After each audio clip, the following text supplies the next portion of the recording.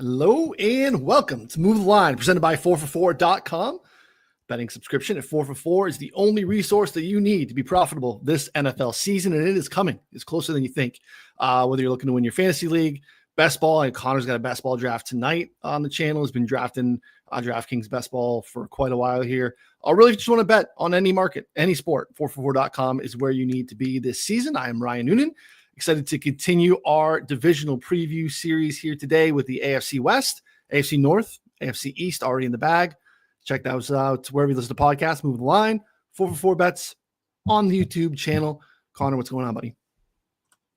Yeah, not a whole lot. This is our third division here, and I know you said you were up late watching the Open. It's not a golf show, but I think that I don't know. It's kind of interesting. It starts so late for us because it's obviously in Ireland, like you were saying, right?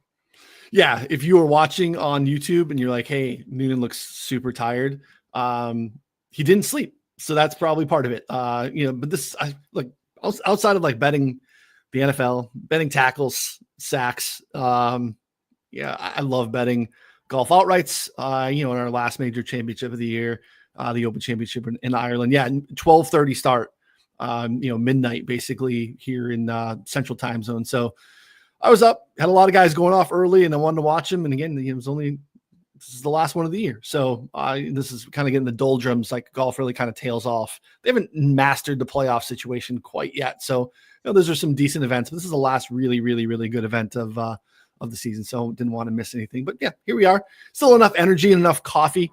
Coffee is the friend to talk AFC West because I'm fired up about this division.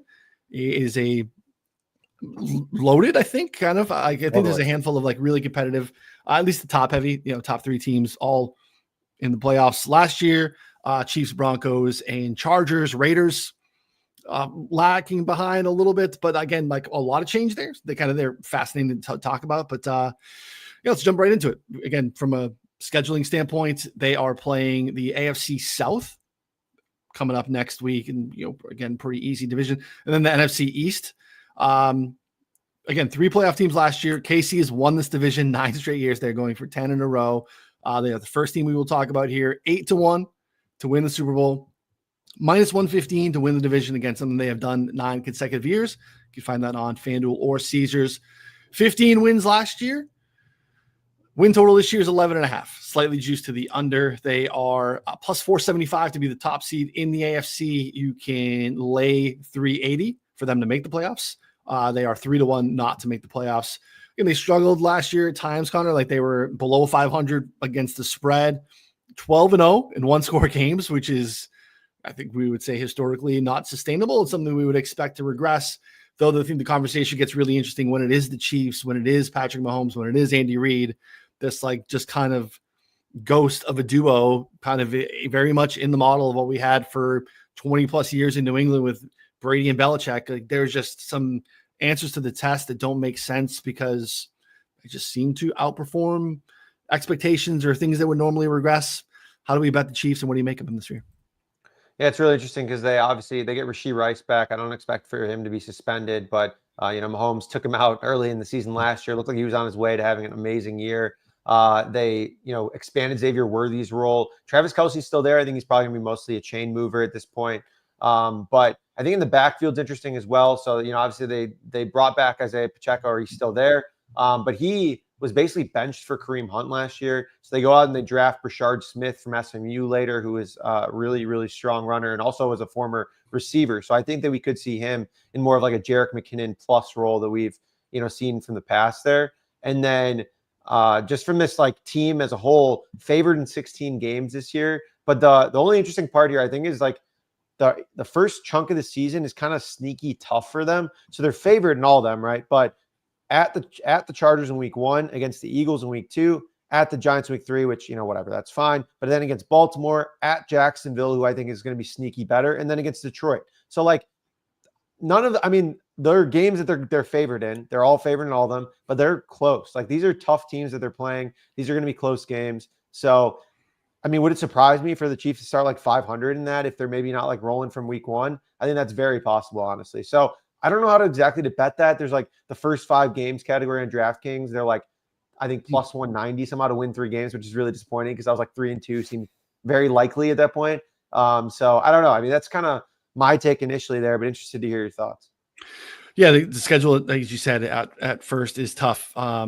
They do get that Chargers game in week 1 is like Brazil, and that's a Chargers home game, so that kind of works in the favor. Though I don't know that that's like the Chargers don't necessarily have a huge home field advantage historically. Maybe will continue to be a little bit better in LA than it had been over the years if they continue to get better and ascend. But I also do think that from the Chargers standpoint, that's probably one of the better times to play the Chiefs, like kind of early as they kind of figure out the shuffling along the offensive line, what's going on in the receiver room. Like, I don't think it's a bad time to play the Chiefs versus, later in the year when they start to find their mojo a little bit more. Like, again, another New England comp, like he was talking to Feinberg yesterday. Like that's something that the Patriots used to always do. It's kind of a little bit early. You'd be like, oh, what's going on with them? And they just like an extended preseason.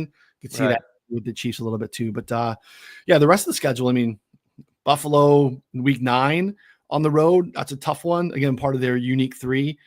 But that's after 3 straight home games. So it's not like they have a bunch of like travel in between there. They kind of catch them in a nice spot. And then that spot in Denver on the road, that comes after their week 10 bye. And we know Andy Reid historically after a bye. So there's some of their tougher games too, to kind of have some schedule breaks. It is the toughest schedule in the division though. They're like the 6th most difficult schedule from a strength of schedule standpoint. Continuity though, pretty much everywhere. I think the offensive line shuffling could be interesting, depending on like who wins out at left tackle, depending on health and whatnot. Otherwise, we're like looking at 20 of 22 starters returning from last year. And there's like a lot of depth in the secondaries, a lot of depth defensively, kind of at all the positions.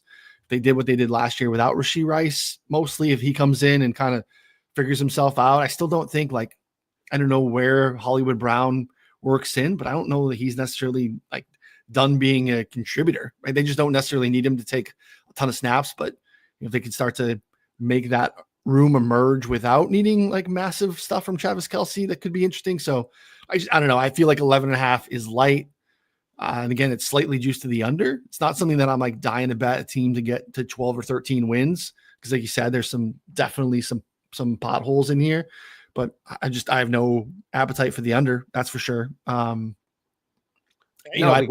I see in the AFC, like that's not my way to chase them either. It's just kind of like a wait and see, pick my spots in season.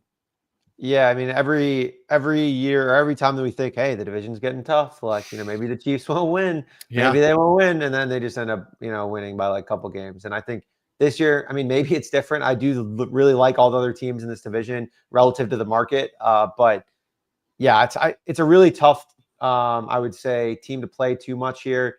The only other look that I thought was interesting, a guy in Isaiah Pacheco who, again, was like, the clear starter 2 years ago, had nearly 1,000 yards in 14 games, and then comes in last year, is the clear workhorse, gets injured, and then comes back and is like awful, just so bad. And so I think he's a really wide range of outcomes this year. If he crushes, like that wouldn't be surprising. I think they're going to give him the chance to be the workhorse.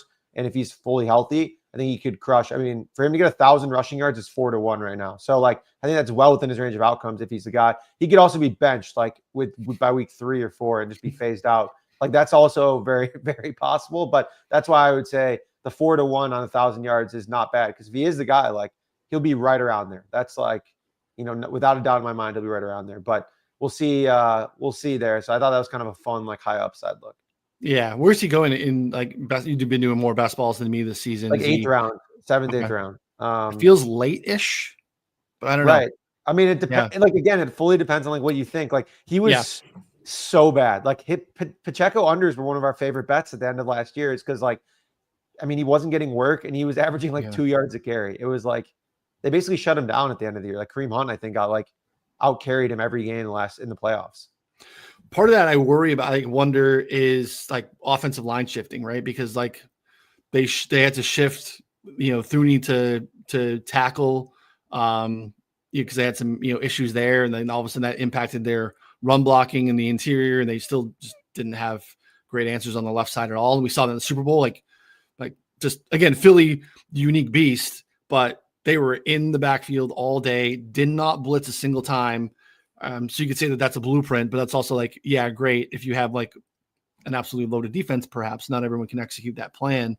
But I just worry about like there might be Pacheco pieces that are tied to the offensive line that could be thinking about as well, right? Coming off the injury and that too. So, Josh Simmons, the first round pick that they took out of Ohio State, so to see if he's healthy. Jalen Moore could fill in there too. He was kind of a swing guy for the Niners the last couple of years. So could be an improved offensive line, and that could help Pacheco as well. So definitely interesting to see. I'm excited to watch Jaden Hicks on the defensive side. They let Justin Reed walk at safety. Really weird move for the Saints, but we'll get there when we get to the Saints. Like, are you sitting out and kind of punting and resetting the clock, or are you just going to spend a bunch of money in free agency on random replaceable positions? But I think that Jaden Hicks is a dog. And it'll be really exciting to watch. He'll help their run defense from a strong safety standpoint. And bringing Kristen Fulton, you steal from the Chargers. That also, the great thing there, allows Trent McDuffie to go back to the slot where he was awesome the year before in the Super Bowl. So, I think the defense is going to be really good again. Probably not like a top 5 unit, but a top 10 unit, and there's depth there too. So, yeah, I think kind of like I like the Bills. Like, they're just a tough team to poke too many holes in. Like, right, like it's just they're the reason that they're favored. Like the Ravens, like the Bills. Like, we talked about them already. Like, they're just an instant contender. And yeah, I mean, without, like you said, O-line shuffling, maybe the schedule, and they win like 11 games instead of 15. Like that's pretty much what I'm looking at. And then no one still wants to play them in the playoffs. Right. So awful. Yeah, that's all right. Next is the Chargers. Middle of the pack from a strength of schedule standpoint. They are 28-1 to win the Super Bowl. You can get them plus 310 on FanDuel or DraftKings to win the West here. Win total 9.5, slight juice to the under on FanDuel at minus 120. They are minus 124 to make the playoffs, plus 115 to miss the playoffs. I think, even the most optimistic Chargers fans last year, I think yourself included, I think you were very much in on the Chargers having more of a ceiling year, but I think maybe last year was exceeded some expectations. I'd be interested to see what you think this season here. Start with 3 divisional games. Again, that Chiefs opener in Brazil. What are your thoughts on the Chargers?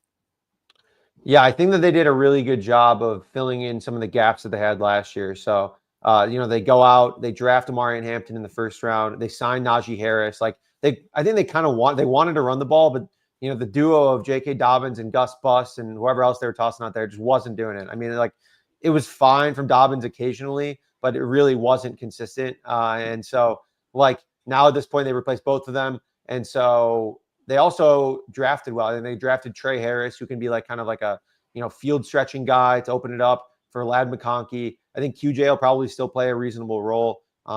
They keep trotting him out there, but I don't know. I mean, they did have Mike Williams, who I don't think does much of anything.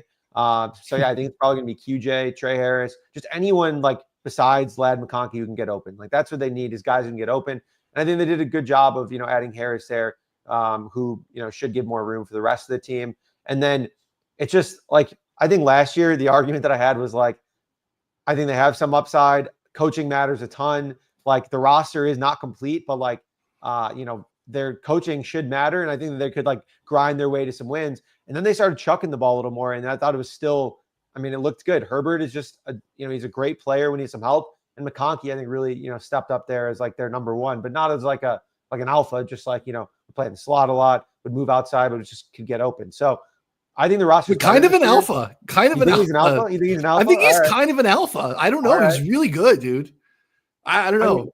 I think he's awesome. I don't know. I just like, when I think of an alpha, I think of like Nico Collins, like, he doesn't have the prototypical alpha build. Yeah, but he is a dog. I definitely agree. I'm definitely on Lad. But I mean, like, I think this roster is better than last year. Like, I mean, maybe they squeaked out a win, but I think they're better. I don't know defensively if you have any thoughts there specifically too. I mean, I think like Jesse Minter coached his face off last year.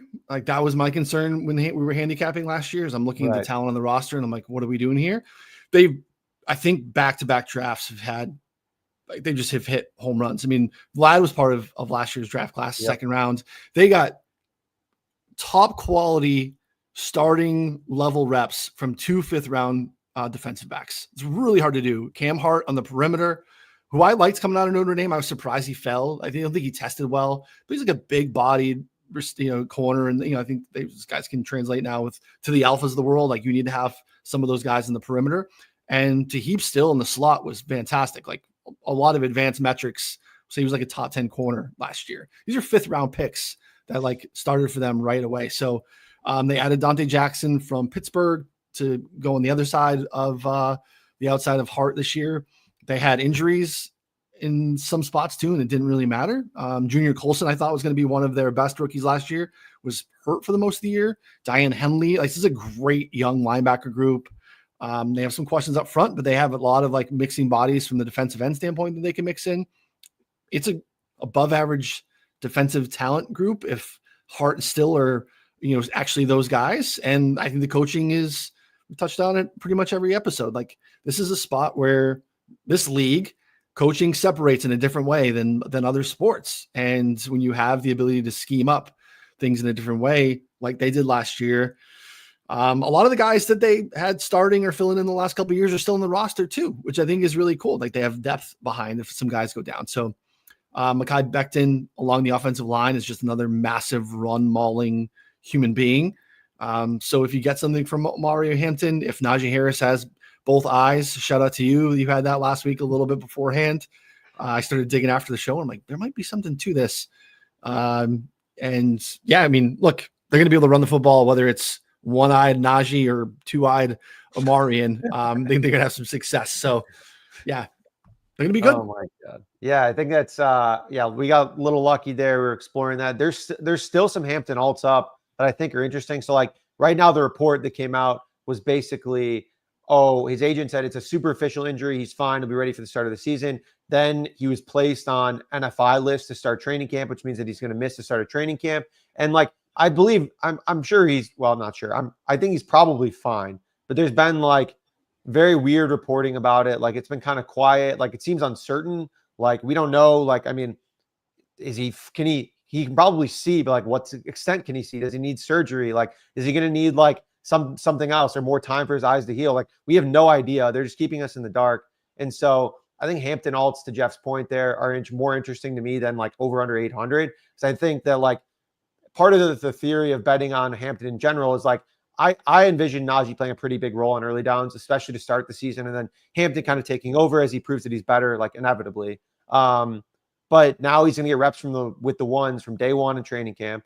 He's going to get a little bit more there, and I think if Najee like sits out at all for even a couple weeks, like I think it gives Hampton a pretty big edge because he's new too. Like Najee's not like a returning vet. Like, he's not just going to like snap and be back. Like, he has to learn stuff too in this offense. So I think that I think Hampton could be in for like a massive season. So he's still like 2-1 at 1,000, and then like 7-1 to have 1,250 rushing yards. Now again, those are ceiling outcomes, but like, I mean, I don't know. There's a possibility he just like is the guy, like the 1A pretty much from week one. Yes, I mean, 1,250. That's a pretty good price. I mean, it's a lot of rushing yards, but a team that wants to run the football is going to have success running the football. It's a great run blocking offensive line if they stay in it. And when you have questions in the tight end room, when you have questions at secondary receiver, like, it's a team that does lend itself to more rushing. And I think you see more rushing from Justin Herbert too, right? He was dealing with that, foot injury in camp last year, started to get better. And then I thought we saw a little bit more rushing for him later in the season. Not enough in the playoff game when I had bet his over.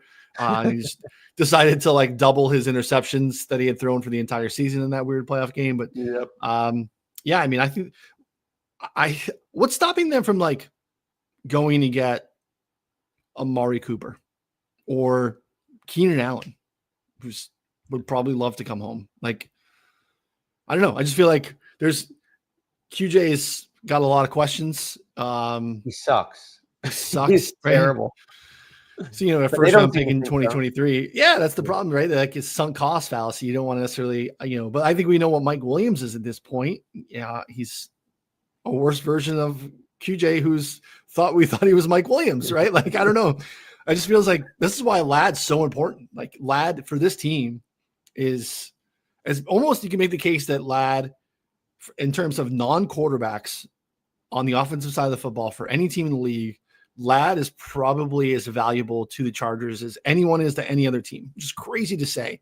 For sure. But like, he pull him out of this team, and it is rough to move the football. Yeah, like on especially chain moving plays. Like, I mean, they did add Tyler Conklin, which is nice. Like, that's a good Sure. piece. I remember that there were some Stone Smart games last year, Yeah. when like Ladd was dinged up, and I think it was like Stone Smart was just hoovering targets. Yeah, there was a ton of design plays at QJ last year, and he just dropped them. Like, he would just like it would just there was games with multiple drops in a single game, but they kept designing plays for him because they Yeah. had no one else. Like, you can't design all pass attempts to Ladd. Like, it's just not going to work. So yeah, I think that's a good point. Like, I guess the floor is pretty low in the passing game if Ladd were to get injured, which he did not necessarily had a clean bill of health his entire No. collegiate and NFL career. So Yeah. I mean, apparently, like Oronde Gadsden was a nice little, camp Yeah. showing at tight ends. But what are we talking about? 5th round tight end? Like, it's shouldn't have really high expectations for, but they might need something right outside of Ladd. So I don't know, like, why I'm already still out there. Like, we're on the other side of the window of comp picks, right? So, like, you don't give up anything comp pick wise, by signing him at this point. I don't know. He's not. Was he? He's probably 30. He's not that old. I mean, I don't know. He had to deal with Deshaun Watson last year. Like, I don't want to make drastic, like, Amari Cooper's washed. It didn't look great when he got to Buffalo, but I don't know.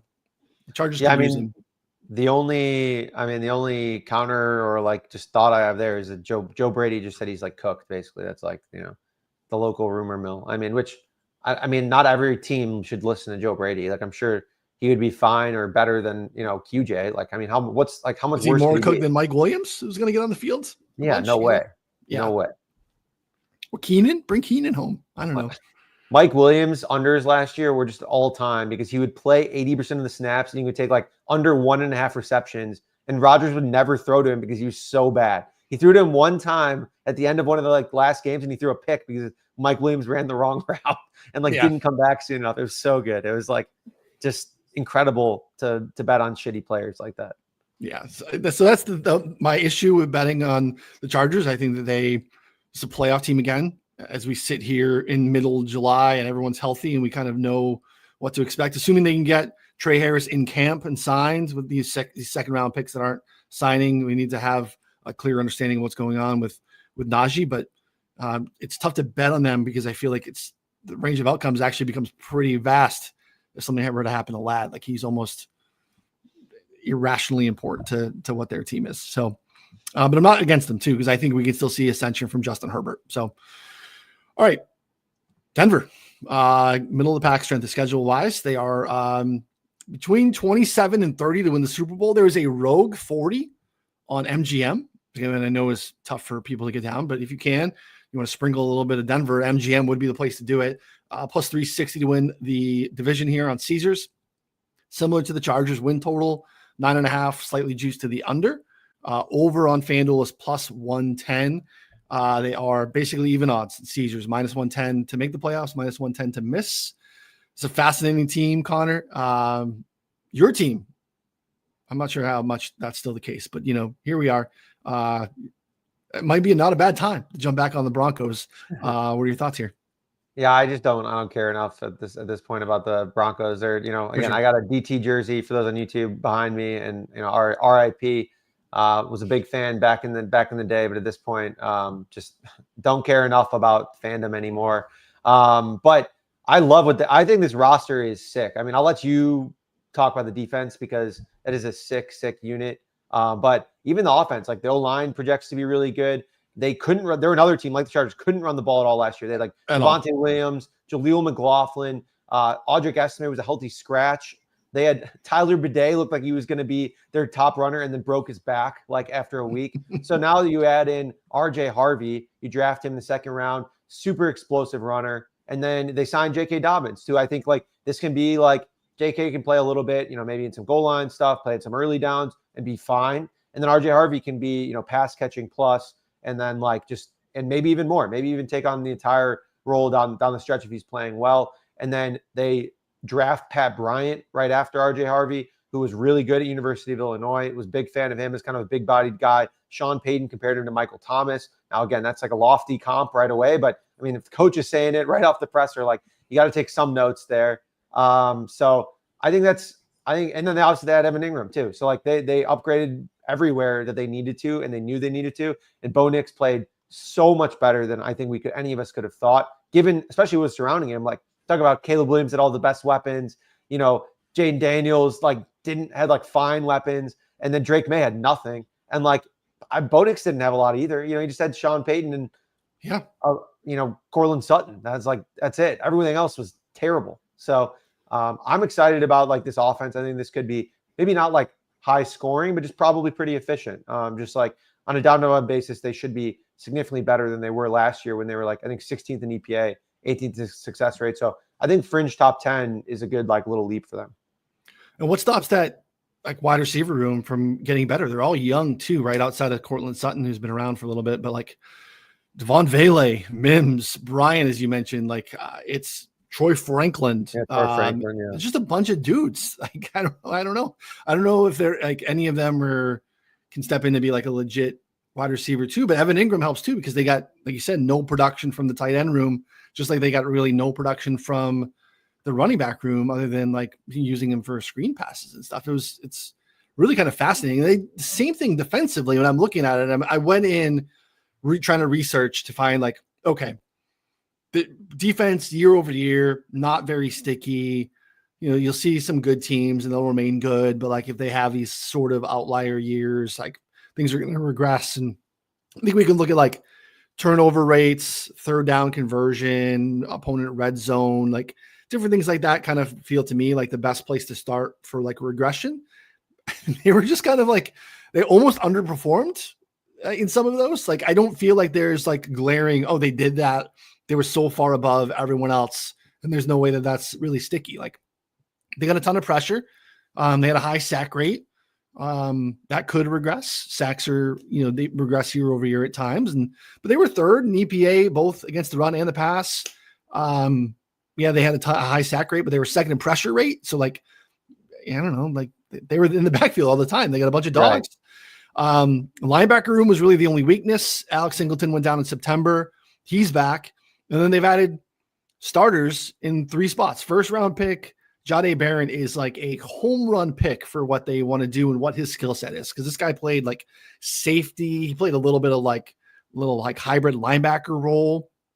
And you can blitz him from like the nickel from the slot. He's fantastic. You don't have to worry about putting him on the perimeter because they're 2 really good perimeter cornerbacks, or including the defensive player of the year. And then signed 2 49ers. The linebacker room is not going to be a question anymore. Dre Greenlaw, and then Talon Hufanga from the Niners, who started he was my first tackle bet. He was the impetus of it all. So I don't know, like if they stay healthy, they were healthy last year, really, except Singleton for the most part. They stay healthy again. Like, it just doesn't feel like a team that's going to necessarily regress a ton. Like, maybe it's not the best or top 3 or like one of the lowest scoring, defenses. Actually, the Chargers allowed the fewest points in the league last year defensively. So I don't know. I just feel like it's a great team. If they stay healthy, I'd imagine they're a top 5 unit again. So they're good enough to win a bunch of football games. So this feels like a playoff team to me at -110 to make the playoffs. I don't know what the best way to do it is. At this point, you should probably take +110 over 9.5 wins. It's just tricky in the AFC because all these, there's so many good teams, but like, this is one of those teams. This is one of those teams that when I'm trying to think of other teams to make the playoffs, like, well, where's Denver going? I don't feel like they're not a playoff team anymore. So I like +110 to make the playoffs or over 9.5 wins. Yeah, I kind of agree. I mean, you're looking at the last 2 years. Sean Payton comes in, goes 8-9 with a team we didn't think was very good. And then 2024, 10-7 with a team with a ton of question marks.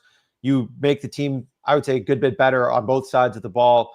And now you're in a spot where, like, I think, again, he's another coach, like player talent maximizer in coaching. Totally.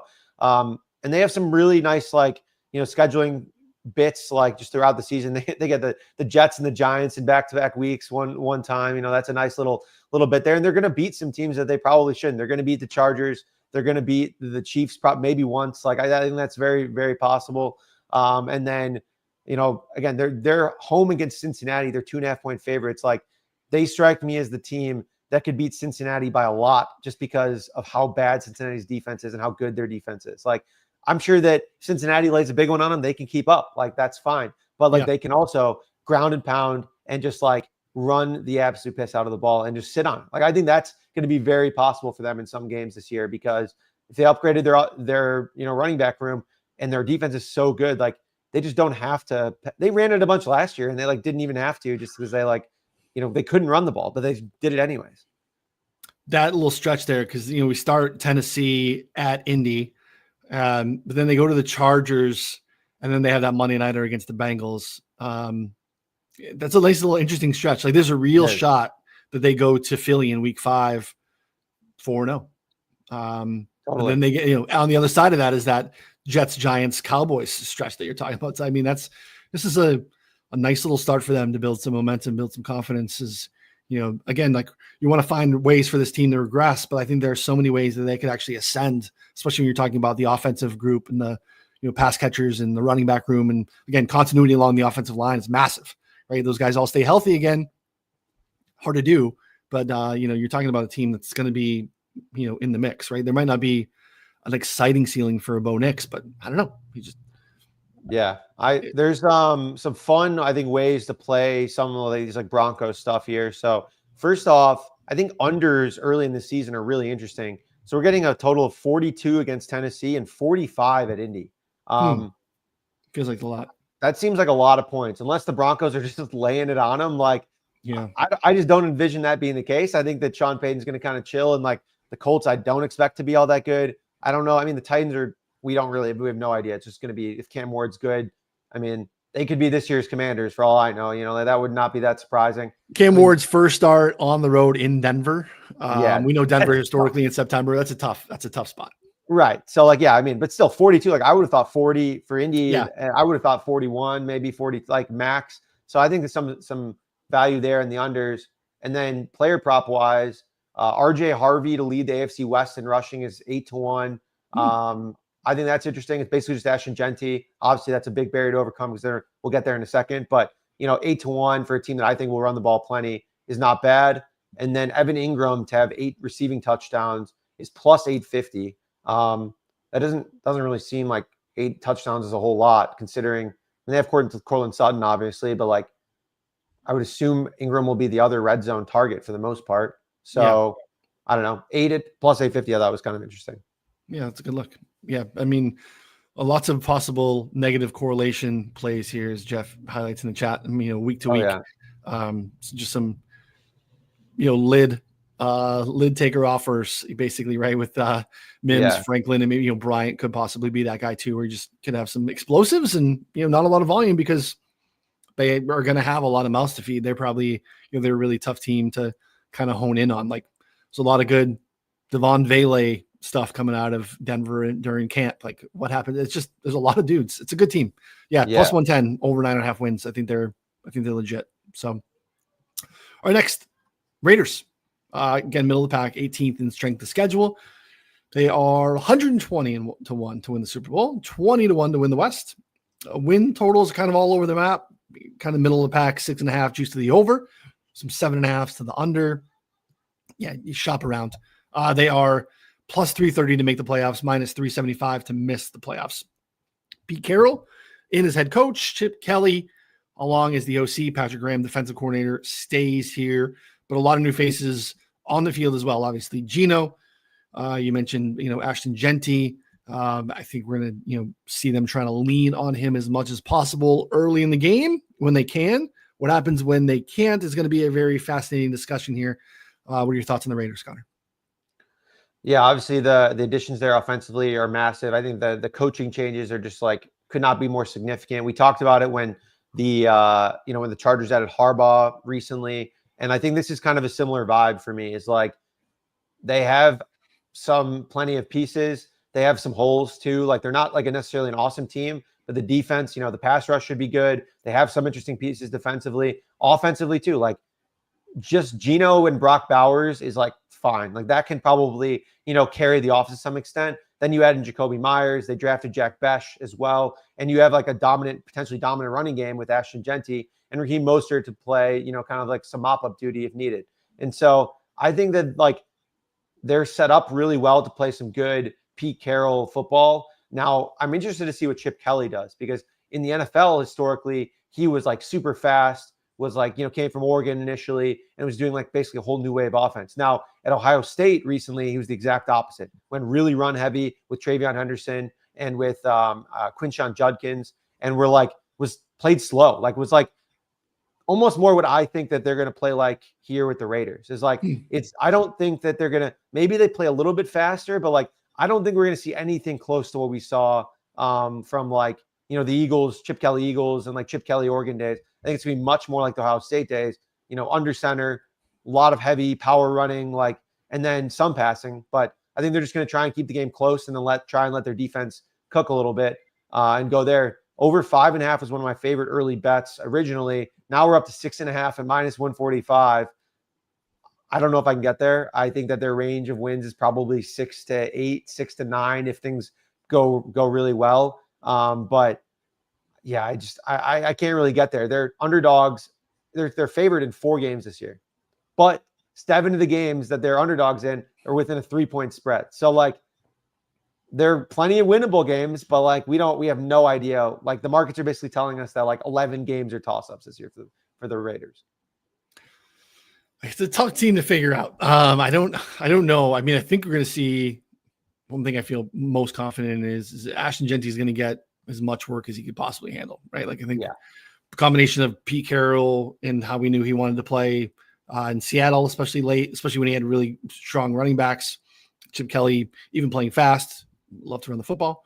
I'll push back. Chip Kelly started, it's UNH Chip Kelly. We need to give University of New Hampshire Wildcats their flowers here. God, that before he went to Oregon, But yeah, I mean, this defense, Connor, I don't know. First of all, it might be the worst wide receiver room in the league. It might not matter.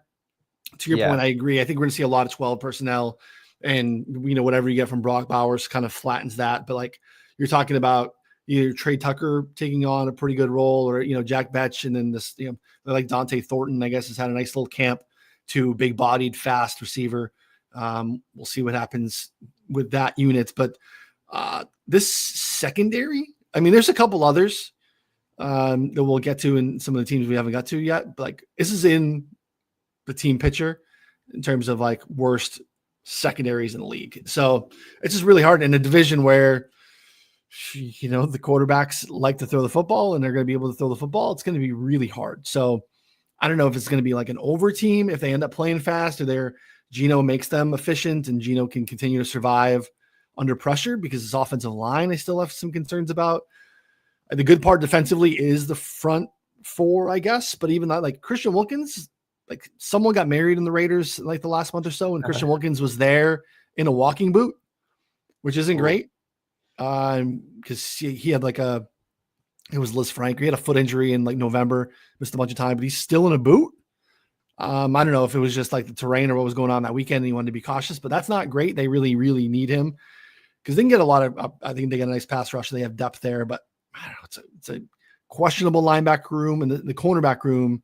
I mean, Eric Stokes is starting on the perimeter. Eric Stokes cannot stay healthy at all in Green Bay. So other guys are going to have to play. Dante Porter, 3rd round pick from Iowa State, right now starting on the outside. Another big-bodied, interesting corner as a prospect. Like, you're in right now, dude. Like, go get it. Like, you're going to have to get it done right away against, Mahomes, Herbert, all the dudes from Denver. So I don't know. There's a bottom here defensively that is really challenging, where if there is offensive efficiency, it could be an in-season over team. If we could start to see, hey, the offense is good because of Geno, and Ashton Genty is awesome, and Brock is the dude. But I don't see how they stop anybody, especially early. I have real concerns with this defense. Yeah, I think that they're going to be one of those teams, we talk about it a lot, that they like try and run the ball, and if the game's close, they can keep running the ball, but usually it's not going to be close because like part of their defense gets burned, and then they have to throw the ball a bunch, and then it's just like, it's really tough to stay centered to like what they want their team identity to be. And so, yeah, I think that that's probably the most likely case here. It is notable. You mentioned Dante Thornton, like, early reports are that he was playing over Jack Besh so far. So I did play, one of my season-long props was Jack Besh under, I think it was like 575 at the time. I think 550 is probably still fine. Like, I mean, he's at best like the 3rd option ever in this offense. Like, I can't imagine him eclipsing both either Bowers or Myers. And I think he's probably closer to like target share with like, Thornton, Maybe even Ashton Genty sees a decent target share. That wouldn't be surprising. So like, yeah, I just don't think he's going to see very many targets, to be honest, unless he like has an awesome end of the year breakout. So I think his unders probably still pretty interesting. I would say most prices right now. Yeah, that was a good play. I mean, at New England to start, and then Chargers, Commanders, Bears. Like that's kind of a tough stretch and teams that could throw the football and really challenge their young guys early. Obviously, we still have concerns and questions about like New England's receiver room or whatnot, but I mean, I think Drake May can challenge them for sure. And again, it's in New England, so I have concerns about the Raiders. So I think your 5.5 was fine. I would not want to chase 6.5 here at all. I'm just not that optimistic. And like right now, when you sit, like you got to feel pretty good about your roster heading into the season, and things can happen when guys get hurt. But when you have like real concerns and real noticeable holes and the season hasn't started yet, again, like guys can get better and rookies can outperform expectations. So it's not like we know everything. Some of these dudes could have been grinding a new coach. Like, again, it's not a new coaching staff.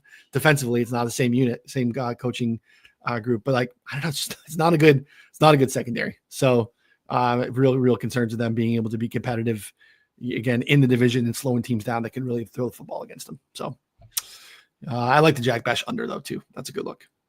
Yeah, it's season long unders the way anyway. Yeah, season long unders forever. It's not a fun bet. Most of the other teams I had like kind of some fun alts. I don't know if I have any fun alts here. I just like, if they were better, I would probably play some Genty alts because I think like you said, like he's going to see a ton of work. Bowers, I mean, he's just like already priced in basically. So yeah, I mean, like, I guess like the real sicko bets will be like week 1, like Dante Thornton overs, maybe if they're priced at like the 20s, something like that. That's where my mind goes, at least probably value wise. Yeah, there's some Michael Mayer over receptions, under yards, some uncorrelated garbage like that we can get into.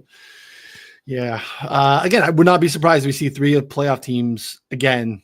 That would be, again, we know how unpredictable these divisions are year to year. And again, some of these things feel real obvious when you're previewing them in July, but be real surprised if the Chiefs are not a playoff team. And then again, I think what we saw last year from both Denver and the Chargers, I think can be repeated or even ascended to a different level and, really take a step up. So feels like we could be in a similar spot to what we had last year. So, all right. Anything else you got for the folks or AFC West?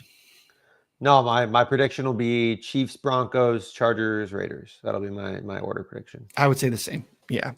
I would not be surprised if the Chargers were better, but again, it's the lad piece, right? And someone needs to step up so that we feel better about QJ or whatever's going on there. So, all right. Appreciate everyone hanging out with us. Again, move the line wherever you listen to podcasts. 4for4 bets on the YouTube channel. Don't forget 4for4.com/plans. Betting subscription gets you all the things that we're going to do this season. Again, if you're still, that covers like fantasy, best ball, anything you're doing, IDP. If that's your thing, you get that as well. 4for4bets.com. Get the betting subscription. Get in the Discord. Get all the official plays. We appreciate everyone hanging out with us. Hit the like, subscribe before you take off. Come back next week. AFC South. We'll start to parse through some of these pro Titans, anti-Colts Nuggets, maybe pro Jacksonville, like these little things that Connor's been like, sprinkling in here over the last couple of episodes that I'm picking in on how I feel like he's going to be talking about that division. So we'll do that next week. Thanks for hanging out. For Connor, I'm Ryan. We'll see you all next time. Thanks, everybody.